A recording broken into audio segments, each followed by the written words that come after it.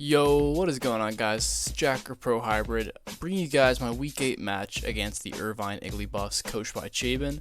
First off, if you watch some of my videos, you might notice my mic quality is a bit better.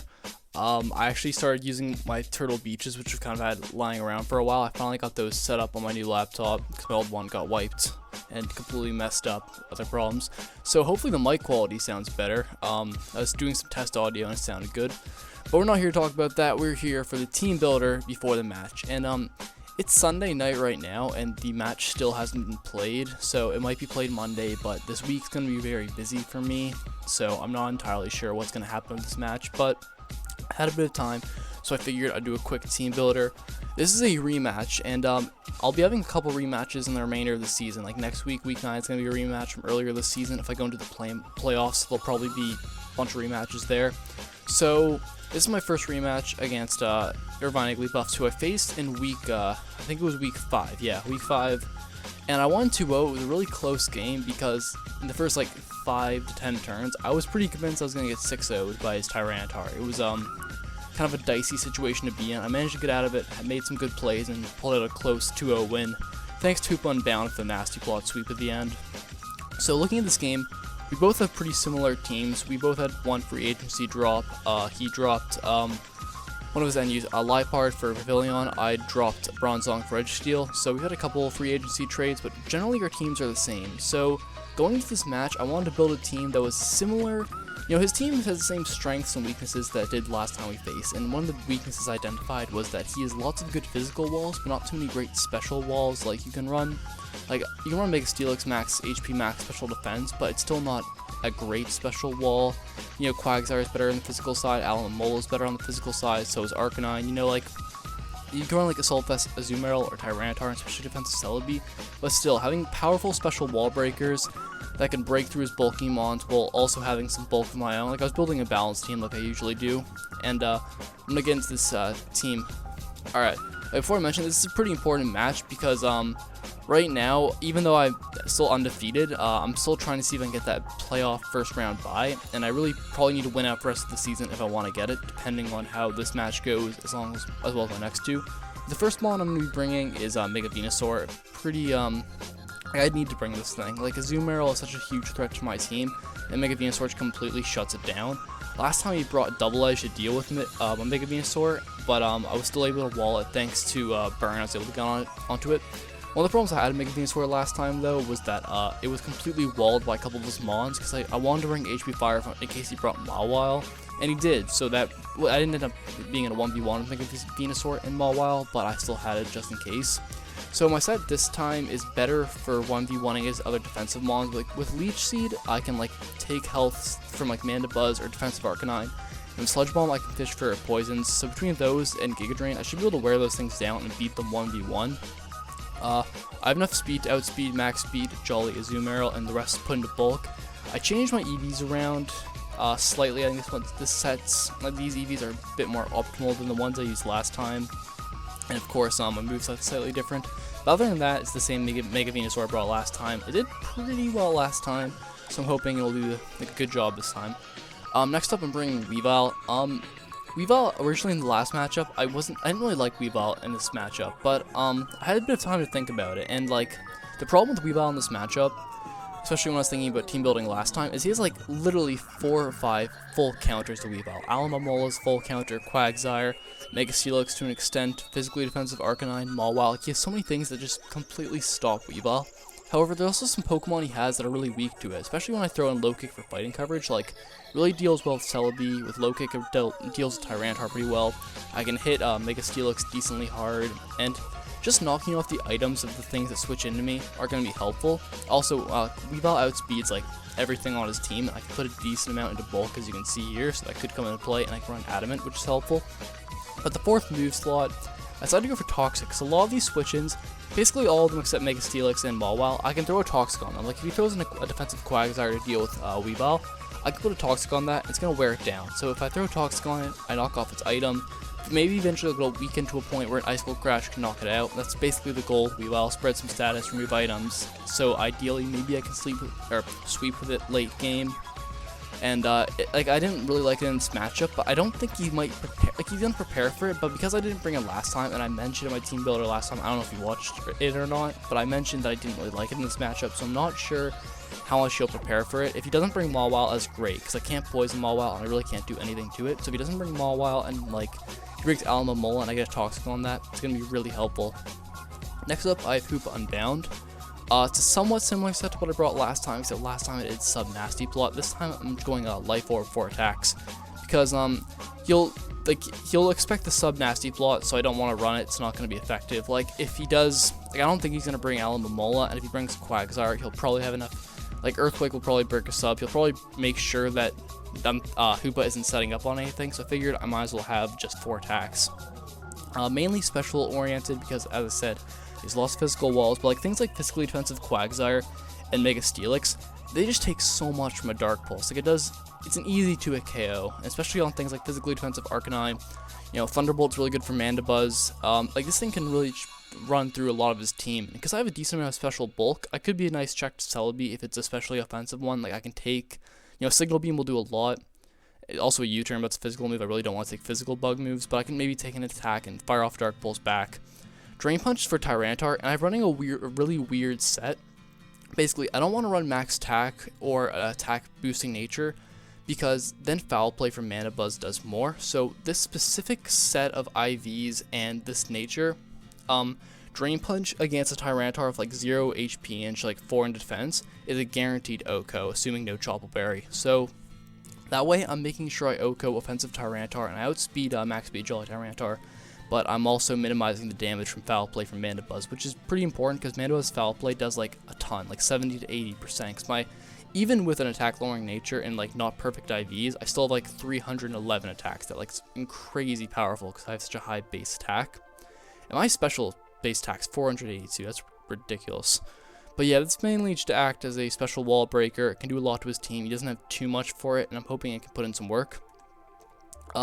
This is a Gastrodon set I was messing around with for a while. I was just like, do I want to bring Curse or not? Because Curse Gastrodon, I think it could do really well in this matchup. I've been using an OU ladder recently, and Curse Gastrodon can honestly just 6-0 some teams if they don't have anything for it. Like, a lot of OU ladder teams, their only answer for Curse Gastrodon is like hoping for a Secret Sword Keldeo crit, or hoping for a Draco Meteor crit. Like, they just don't have anything for it. Looking at my opponent's team, like the team he brought last time against me is basically 6-0'd by Gastrodon. If he doesn't bring Celebi, and like depending on what his Dragology set is, I can honestly 6-0 his team. Because after a few curses, Azumarill can't touch me, Tyranitar can't touch me.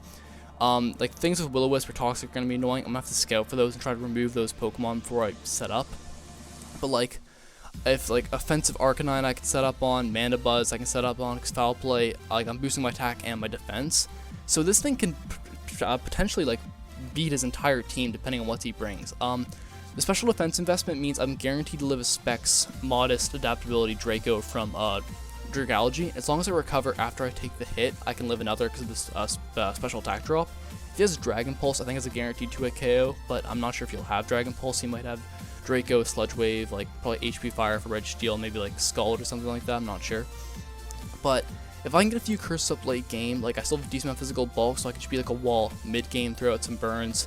But this is more to act as a win condition, and if I can get this to work, I think it's going to be really good against his team. Next up I have this Goodra set, and it's kind of like the saying goes, if it ain't broke, don't fix it. This is almost identical to the Goodra set I brought last time, other than the fact that I superpower over Focus Blast, because I don't want to miss again, because that really put me in a bad spot. But Goodra, even without an Assault Vest, it's a really good check to his special attackers, mainly Pavilion, and because I have Sap Sipper, I don't have to worry about Sleep Powder. He's probably going to have a Grass move for Gastrodon, so I can eat those, and like without the Assault Vest, I still take almost nothing from Hurricanes and Bug Buzz and such at +1, and Fire Blast just destroys Pavilion, even with the Spadef boost, so it has to get up to like +3 or something before it can reliably beat Goodra. And other than that, like it's the exact same set. Like I think I forget what the speed is, to be honest. I think it's max speed Timid Dragology, but I honestly forget. The rest is put into bulk and max special attack. I have an attack lowering nature because, like, even with attack lowering nature, I don't want to have a nature lowers my speed or my defenses or anything, so I figure I should lower attack. Superpower is still doing a lot to Tyranitar, so I don't really care about that too much. It does more than, say, HP Fighting would, because I don't want to use Focus Blast, you know, I don't want to miss. Like There's always a chance like Fire Blast can miss too, so I can run Flamethrower, but like I think just in this case Superpower will be fine, because the main thing I'm hitting using Superpower for is Tyranitar, which has better special bulk anyways. He might be like a max HP, max Bedef like kind of Tyranitar with Assault Vest anyways for Goodra, so if I can hit with Superpower and ignore this Bedef boost, that'll be really helpful. And finally, the last Pokemon I'm bringing is the free agent I picked up, Registeel. I'll talk about that free agency just briefly. Like, the main reason I did it is just because, I don't know, I'm surprised I actually took Bronzong over Registeel in my draft anyways. I feel like although Registeel is slightly better offense, or Bronzong has slightly better offenses and a slightly better move pool, Registeel just has way better natural bulk, and for the remaining matchups of this season, I really like the Mono Steel typing better than the Steel and Psychic typing. Like, I lose Levitate, and he proved to like, dodge ground moves, and potentially have remove my fire weakness, but I still feel like Registeel does a better job of being the bulky Steel type my team needs, and it's gonna fill the role that Registeel had last time, or not Registeel, Bronzong had last time, as being basically my switch in for Dragalge.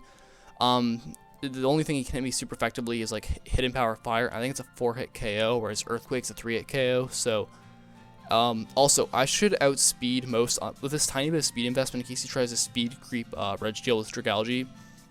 I should 3-hit KO him with Earthquake, which means I should be able to beat his Dragalge one-on-one. I can also set up rocks. Thunder Wave is potentially for like a Dragon Dancing Tyranitar or other things to slow it down. If he tries to switch in, say, Arcanine on this thing, putting a Paralysis on it, it's going to slow it down, it's going to be helpful. And Seismic Toss, just because it's consistent damage. I was really thinking, like, do I want Hammer Arm? Like, what kind of move do I want here? And I think Seismic Toss is good for the consistent damage.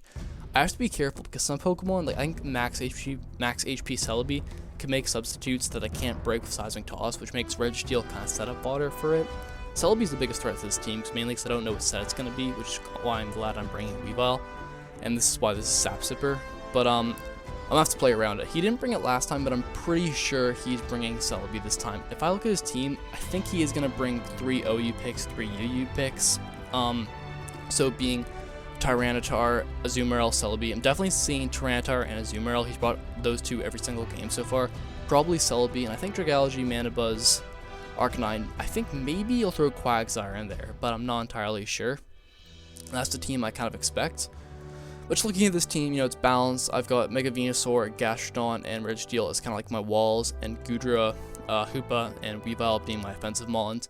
I'm pretty happy with this team. It's like, it's somewhat similar to what I brought last time, but there are a couple of differences. So, like, ideally he'll have prepped less for Weavile, because he won't expect me to bring it, and that can catch him off guard. And I think Curse Gastrodon, like, if I do get rid of the Celebi, and like maybe his Dragalge doesn't have Dragon Pulse, so it doesn't get the consistent damage, I've got a couple curses and I can completely beat his team depending on what he brings. If he starts bringing like HP Grass on some stuff, you know, I'm not going to be able to set up on things, and obviously like a Toxic or a Scald Burn, well, not Scald Burn, just like a Will-O-Wisp, it's going to stop me. But other than that, I think Gastrodon, if I play it right, can do really well. So that's the team. I'm not sure if the game will be a live commentary or post commentary. It might be a post commentary because it's slightly easier to edit, and I don't have too much time this week to focus on my videos. But anyways, that'll be the team builder, and alright, thanks for watching, guys.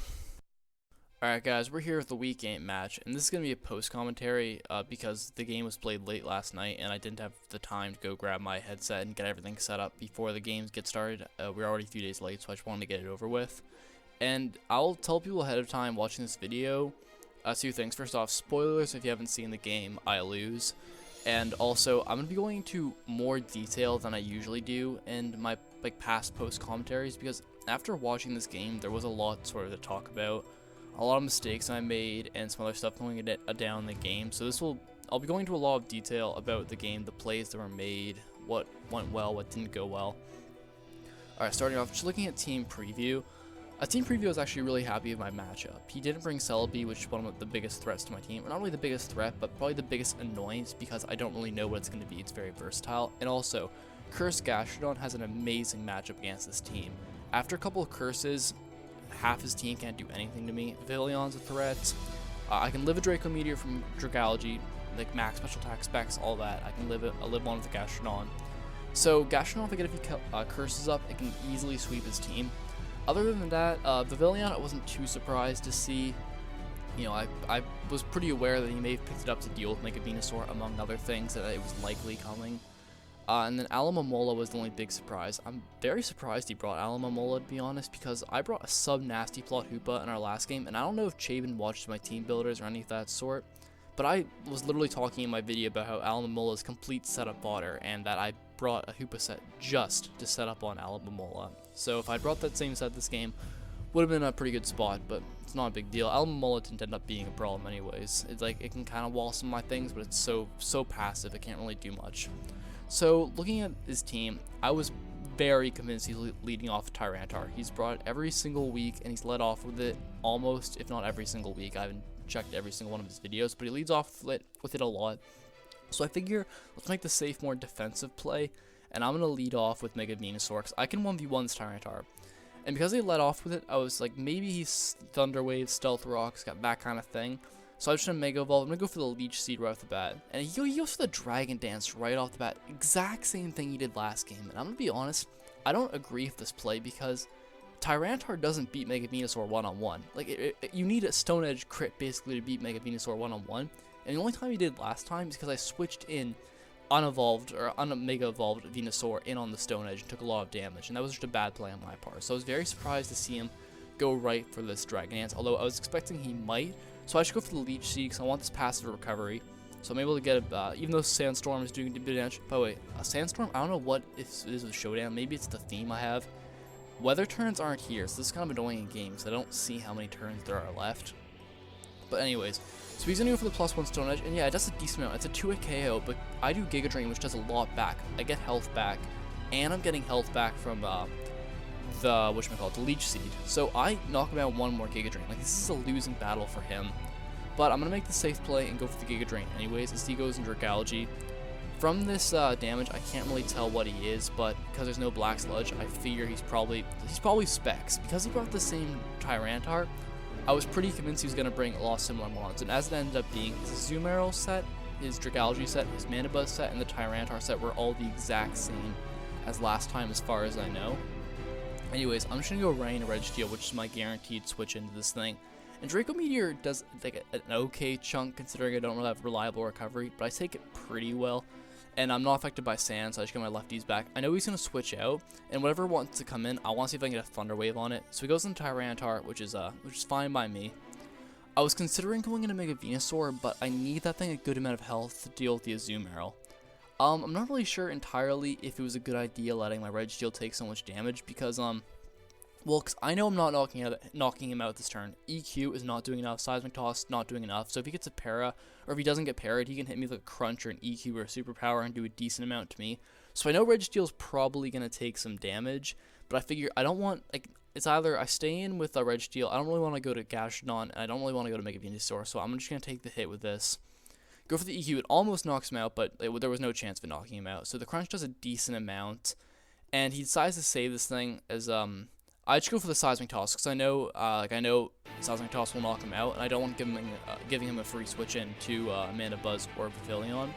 And he reveals Rocky Helmet, which I'm fine with.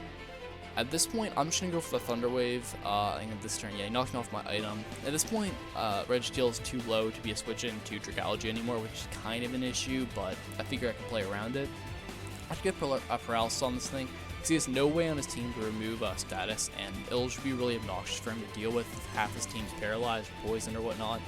So I throw a Thunder Wave on this, and I need a safe switch in Hoopa, because at this range of health, Manabuzz, I think my Hoopa's Thunderbolts to the Manabuzz spread I was calcing, it does minimum 76, so unless I get the absolute minimum roll, I'll be able to knock him out with Hoopa, but he's probably going to go for a Foul Play or a Knockoff, and I can't let Hoopa take that. So what my plan is I set up my Stealth Rocks as I take the Foul Play, and I know he's going to go for the Defog right away, which gives me the switch into Hoopa without taking any damage. So at this point, I just go for the Thunderbolt, and he knocks out his Hoopa, or he knocks out the Manabuzz, and he goes into Pavilion here. I'm not entirely sure what spread this thing is. I'm very worried about the Quiver Dance spread, because Registeel is now down, which means my only real check to it is Goodra, because I don't have Ice Shard on my Weavile. I just couldn't fit it into my spread, or in my moveset. So if this thing gets up a few Quiver Dance boosts, it is a big threat to my team. And I'm not entirely sure what sets is. A bug move will knock me out. I have a bit of bulk, but I'm not living a stab bug move. So I'm just going to switch out into my Gudra here as he goes to the Hurricane, which is a decent chunk, but I take it pretty well considering I'm not Assault Vest, I'm Expert Belt. Like, I have no SPDF investment either. I just have some HP because Gudra is very specially bulky. And I have Sap Sipper in case he wants to have like Sleep Powder or Giga Drain or something like that. I'll be able to get the attack boost, which is helpful. I'm just going to go for the Fire Blast here as he goes in Tyranitar. He sets his sand again, but it won't last too long. I knocked that out. So right at the beginning, I'm doing pretty well. Like I have a very solid start to this match, and I'm feeling good. And right here he goes into a Azumarill, and this is probably one of the biggest plays in the game. Or in my case, it's probably like the biggest misplay I make. Looking at this Azumarill, I'm not entirely sure if it's AV, Assault, or like Assault Vest, if it's Belly Drum, if it's Choice Band. But considering his Tyranitar, Dragalge, Mana Buzz were the exact same, I was very confident he was going to be Belly Drum Citrus Berry. So looking at this thing, I figured, I'm not sure, like I don't have a great switch in for this thing. I can go into Mega Venusaur, but he was kind of low at the moment, and if he was like Banded Double Edge, I was going to do a lot. I didn't want Mega Venusaur taking any unnecessary damage, so my plan here was just going to go for the Thunderbolt, sack off Gudra, and get some damage on this Azumarill. But I make such a stupid mistake here, which really annoyed me looking at this after the game, because it ended up being one of the biggest reasons why I lost. Like, there are a couple plays in this game we'll talk about where if I had done things differently, I would have been able to get the win. But basically, I don't have enough speed to outspeed Azumarill, because he's Jolly Max Speed, and I crept Jolly Max Speed on my Mega Venusaur so I can outspeed it, but I didn't for Gudra. I'm like 10 points short, so it was just a stupid mistake. He goes to the play rough and it knocks out Gudra. And this completely caught me by surprise. I did not expect this to, well, I expected it to knock me out, but I expected to outspeed him and get a Thunderbolt, which is going to do like 70 to 80% to him. So I lose Gudra really unnecessarily. If I just checked speed tiers and realized, oh wait, I might not outspeed him if he's max speed, I could have just gone to Mega Venusaur and not had to take that risk, but I just didn't double check. And it was a really dumb mistake that, considering I had such a good start to this game and I just lost Gudra like that, which was kind of important, it would have been really important getting this damage off in the Azumarill. It ended up being a pretty dumb mistake. Anyways, so I decided I'm gonna go back out and make Venusaur. It's a very safe switch. And I know he's gonna go out into Dragalge, so I just go for the Leech Seed to get some passive damage off. And here's the thing, like, I play very safe in League format, especially this season, because I have a pretty bulky team, so a lot of the time I don't need to make predictions. When I just play on the OU ladder, I am very aggressive. I make predictions, sometimes even when I don't need to. I really, in this case, I knew he was going into Dragalge 100%. That's why I went for the Leech Seed, so I can get a bit of damage off on it. Because Leech Seed was kind of like the middle ground play in case he does decide to stay in for whatever reason. Because alright, if he's going to Dragalge, what I should do is go into Hoopa, so I can fire off a hit. Because I'm so confident he's going to go into Dragalge. But what if he just goes for a double edge and I go into Hoopa? I'm just going to take way too much damage. So I really wanted to make that double switch, but I don't. Like, and this happens a few more times in the game, that if any of these switches into Dragalge, I made the double switch, it would have gave me a lot of momentum. Because at this point, Dragalge gets a kill. Like, Regsteel's not living this hit. Like, it's just not. Like, I'm too low health. He gets a crit, which is redundant. Doesn't matter. So I should go out in Hoopa, because at the very least Hoopa outspeeds this thing, and I'm going to be able to get a kill here, because like he doesn't really have a switch in Hoopa. He goes into Alomomola as I go for the Psyshock. Psyshock attacks physical defense, so I'm able to take it. He goes for Protect here. He's not leftover, so I'm not sure what Protect was for. Maybe he has Toxic. I should go for the Thunderbolt. Thunderbolt may have been able to get the Dragalge back in if he wanted to whittle me down to Life Orb recoil, but I didn't want to go for Dark Pulse and risk Azumarill getting a free switch in. So he goes into Pavilion, and because both of my main checks to Pavilion in Registeel and Gudra are dead, and because Weavile doesn't have Ice Shard, I cannot let this thing set up on me. So even though a bug move will knock me out, I'm just going to go for the attack. If he's not Sash, I OHKO this thing. So he goes to the Hurricane here, which I take. Hoopa is very specially bulky, and I have a lot of HP investment. And so I guess he doesn't have the bug move, but he ends up being Sash, and because of the Life Orb recoil, I'm not going to be able to live another one. He's already hit 2 Hurricanes, so if he misses a third one, I will be able to knock out Pavilion and keep my Hoopa around, but he does hit the third one. And I'm surprised he doesn't have a bug move, or I guess, like, I don't know, maybe he didn't think Giga Drain or HP Fire, whatever moves he may have had otherwise would have killed me. Because going for a Hurricane, it's such a risky move, considering he's already, like, it's such a decent chance for him to miss. He hits 4 Hurricanes this game, which is like a 24% chance. Like I did the calc on that. I did like it's like 0.7 times 0.7 times 0.7 times 0.7, I believe.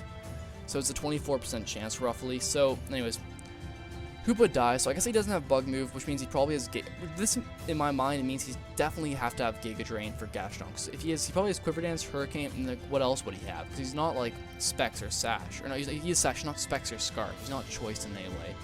So I go into Weavile here. I'm just gonna go for the Icicle. I go for the Knockoff, because I know Azumarill is coming in, but I can't do much to it because I don't have Poison Jab. And he does reveal Citrus Berry here because I knock it off, so it does confirm that he was like a Belly Drum set, which doesn't surprise me at all. I'd basically just been waiting to confirm that all game. And at this point in the game, yeah, like, I go into Mega Venusaur here just to eat up the hit, which is fine.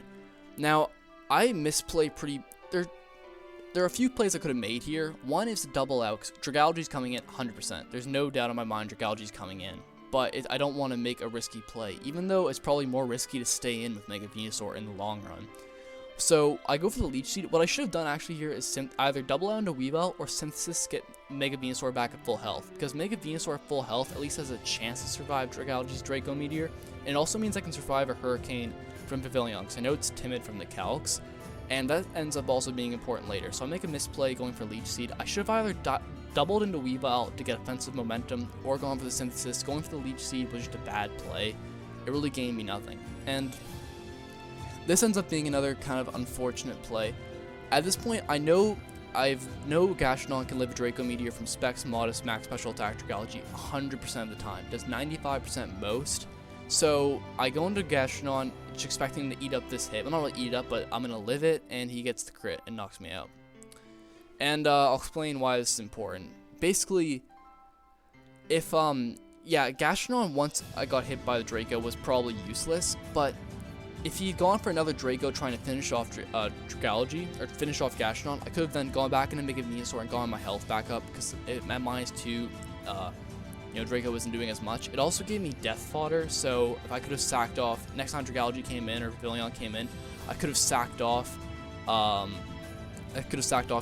and then gone a state switch into Weavile, but because Gastrodon just died like that, like, there's a point later where Pavilion knocks out Mega Venusaur of Hurricane. If I had been able to, say, just sack off Gastrodon 5% right there and then gone to Weavile, I would have been able to, like, I wouldn't have had to lose Mega Venusaur, which means I wouldn't have lost to a Azumarill, but the crit happened, and, like, I made bad plays this game, like going for the Leech Seed when I should have just gone for the Synthesis, or just doubling out. Like, I made some bad plays this game, but there's nothing I can do about the crit. I specifically made sure I could live a Draco so that Curse Gastrodon could beat Dragalge, or I can recover after the Draco and then keep setting up Curse on it, unless it was Dragon Pulse where it's consistent damage, but there's nothing I can do about a crit. It is what it is. So I go back into Azumarill, or Weavile. I know he's going into Azumarill probably. Well, he's probably not going into Azumarill. I hope he does, because if he goes into Azumarill right here on my Icicle Crash, he can probably lose. But he's just gonna make the smart play and sack off Dragalge, which is fine. And he goes out. Yeah, he goes out into Azumarill here. And again, I've made a lot of misplays this game, but this was probably also the biggest misplay. And I'm gonna spend a lot of time explaining the specific play, because I've spent some time thinking about it. There are 4 possible situations that can happen. We both attack, I attack, he switches, I switch, he attacks, or we both switch. So those are the 4 possible things that can happen. If I attack, and like, here's the thing, and to give some context to the situation, it's very likely that I go into Mega Venusaur here, so, which means he can easily double into Pavilion. So if he makes a double into Pavilion, I lose, or there's a chance I lose. Hurricane only has like a 75% chance to knock me out, but even from living on 1% or whatever, Aqua Jet will knock me out, and then Azumarill can beat Weavile one-on-one. So if I stay in an attack here, and if he stays in, I get some damage off in Azumarill, then I can go into Mega Venusaur, Synthesis up, and then I can win. So if I stay in an attack, I probably win, bar a Hurricane crit, or Hurricane Confusion, like a full Confusion. Because I can live a Hurricane from Pavilion, and I outspeed Azumarill, and Aqua Jet won't knock me out. So if I stay in an attack, good chance I win, bar like Confusion hacks. Also, if he switches out, so if I predict, I know he's going to switch into Pavilion, and I go for the attack and knock out Pavilion, I also win. So by staying in here and going for the attack, I basically win. Now if I switch out into Mega Venusaur and he goes to the attack, I also win, because Mega Venusaur will eat the attack and synthesis up, and then I can beat the rest of his team. But there's the only one situation I can probably lose, and that's if I switch out into Mega Venusaur and he makes the double into Pavilion. And guess what happens? I switch out into Mega Venusaur, he makes the double into Pavilion. So there were literally only 4 possible moves that could happen there. And in the game, I wasn't thinking about this. I didn't have this type of thought process in the game. It was only after the game where I was thinking about this. And so if I just stayed in and attacked, I probably would have been able to get the win here. Because even if he stayed in with the Azumarill, the damage I got on the Azumarill, I could have synthesis up with Mega Venusaur on the Azumarill, because it can't beat me. And when I'm at full health, that means I can also beat the Pavilion. But I don't make the double, I don't make the aggressive attack, I make the switch, he predicts it, and at this point, Hurricane has a chance to knock me out. He can also miss, he hits it, he gets the roll, I'm dead. So Weavile comes in, just gonna go for the knockoff, doesn't really matter, I know he's not gonna go into Azumarill here. And at this point, I need either a crit or a flinch to win, and I don't get it. He goes to the double edge, which means he knocks himself out. I don't know if he had water, I know Player Off would have missed, or a chance to miss, so I don't know if he had waterfall or whatever. But yeah, that's the game. So we lose, but like it was a 0-0 differential. Like it doesn't change anything in differential, but it hurts my chance of getting the playoffs first round bye unless I get 2 really big wins over the next 2 weeks. And yeah, a good game to Chabin. Like I know this commentary probably sound kind of like depressing in a way. Like I don't know. I'm just like, the more I rewatch this game, the more I realize how many times I misplayed. Like I can complain about Hurricane always hitting or the crit, and like that sucked. Mainly the crit, Hurricane always hitting. Like it's not even really hacks. It's just, I guess, getting kind of lucky. But what makes me upset is that I realized there were so many times where I could have made the smart play and been able to get the win, but I didn't. I just made dumb plays, and I didn't get the win. There were so many misplays I had, but it is what it is, you know. I can't win every game, but ideally I can learn from the mistakes I made this game, and ideally I can win out the next couple of games in the season. So looking at my next couple of matches, the next one is another interdivision game against Brian in the Boston Breelooms. He takes the lead right now in standings, and so if I want to get this first round bye, I need to beat him and then also beat Carlos week 10, which will be difficult. They're both really good opponents. It's possible, but I'm gonna have to play well, and it's been so busy recently. Like I have had like 0 time to prep for Brian, so I'm not really sure how that's gonna go.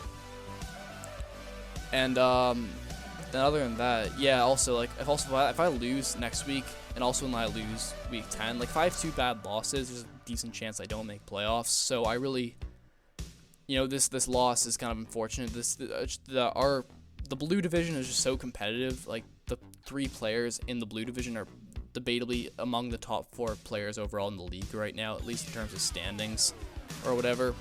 So it's very difficult to it's not an easy road to playoffs. I do need to win probably at least one of the next 2 games to make playoffs, or at least keep my losses minimum. But if Chabin gets 2 big wins and I can't get 2 big wins, if I lose like 2 games, then I probably won't make playoffs.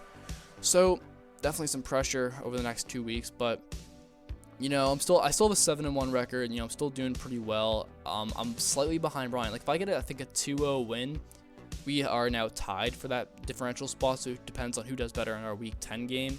If I get like a big win over him, like a 4-0 or something like that, which is gonna be, I'm probably not gonna be able to get that, but who knows?